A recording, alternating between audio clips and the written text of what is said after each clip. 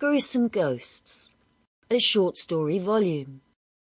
We were all brought up on things that go bump in the night. Those words still bring a tingle to the spine, raised hairs on the back of our necks. Ghosts, whether ethereal, transparent, opaque, and waiting to enjoy their moments with us. Do they always come at night? Are they real? Are our imaginations truthful, or merely in on the act? Our authors play tricks with our minds and are happy to introduce you to the ghosts of their imaginations. My Own True Ghost Story by Rudyard Kipling. As I came through the desert, thus it was, as I came through the desert, the city of dreadful night. Somewhere in the other world, where there are books and pictures and plays and shop windows to look at, and thousands of men who spend their lives in building up all four, lives a gentleman who writes real stories about the real insides of people, and his name is Mr. Walter Besant. But he will insist upon treating his ghosts, he has published half a workshop full of them, with levity. He makes his ghost seers talk familiarly, and in some cases flirt outrageously with the phantoms. You may treat anything from a viceroy to a vernacular paper with levity, but you must behave reverently towards a ghost, and particularly an Indian one.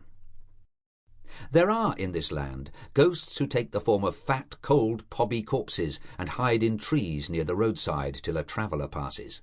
Then they drop upon his neck and remain. There are also terrible ghosts of women who have died in childbed. These wander along the pathways at dusk, or hide in the crops near a village and call seductively.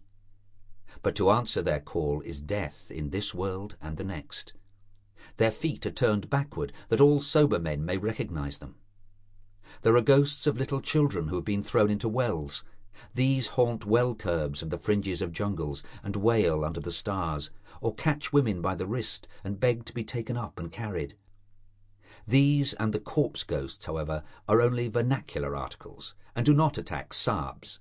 No native ghost has yet been authentically reported to have frightened an Englishman. But many English ghosts have scared the life out of both white and black. Nearly every other station owns a ghost. There are said to be 2 at Simla, not counting the woman who blows the bellows at Syrie Dak Bungalow on the old road. Mussoorie has a house haunted of a very lively thing. A white lady is supposed to do night watchman round a house in Lahore. Dalhousie says that one of her houses repeats on autumn evenings all the incidents of a horrible horse and precipice accident. Murray has a merry ghost, and now that she has been swept by cholera will have room for a sorrowful one. There are officers' quarters in Myanmar whose doors open without reason, and whose furniture is guaranteed to creak, not with the heat of June, but with the weight of invisibles who come to lounge in the chairs. Peshawar possesses houses that none will willingly rent, and there is something, not fever, wrong with a big bungalow in Allahabad. The older provinces simply bristle with haunted houses, and march phantom armies along their main thoroughfares. Some of the dark bungalows on the Grand Trunk Road have handy little cemeteries in their compound, witnesses to the changes and chances of this mortal life in the days when men drove from Calcutta to the northwest. These bungalows are objectionable places to put up in.